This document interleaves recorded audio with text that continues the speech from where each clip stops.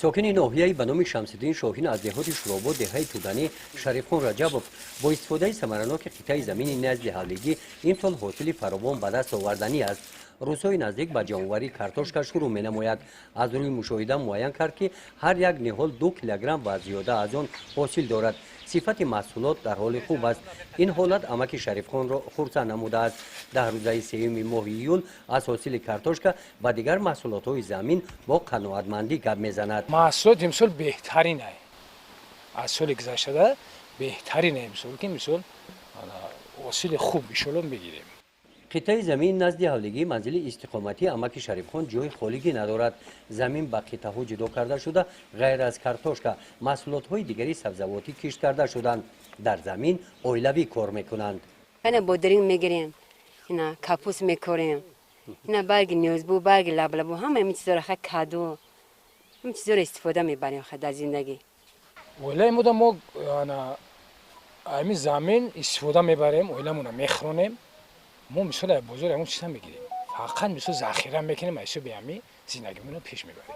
قابل قید است که این منطقه بلندکوه بوده. آب و هوای ساکن و آب خنک در پرورش محصولات ها مساعدت نموده است. زراعت به استفاده داروهای شیمیایی تنها با استفاده پاروهای محلی پرورش یافتند. از همین سبب محصولات تازه اکولوژی می باشند. زمین مثل از ماه مای ما همینجا با واسطه دست اهل اویلاوی میگیریم، زمین شدگور میکنیم، خیلی کارکار میکنیم. مثل اینا محصولات بودرینگ، خب کاپوس، لوبیا، کارتوشکا، خب قرنفل مثل بلغاری.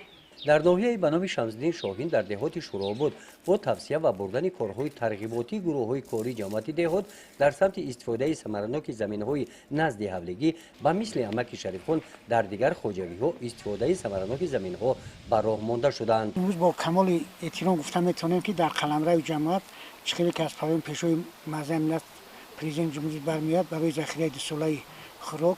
امروز مردم علاقه مویت همین چه فهمیده است، زمین ها ثمرناک استفاده بوده، محصولاتی خود را ذخیره میکنن و زیادتی محصولات با بزرگ برای بلند بستن سر زندگی نکولیشون میبرند. شریفخان رجبوف در قطعه زمینی نزد حولگی‌اش غیر از زراعتکاری به باغکاری هم مشغول است.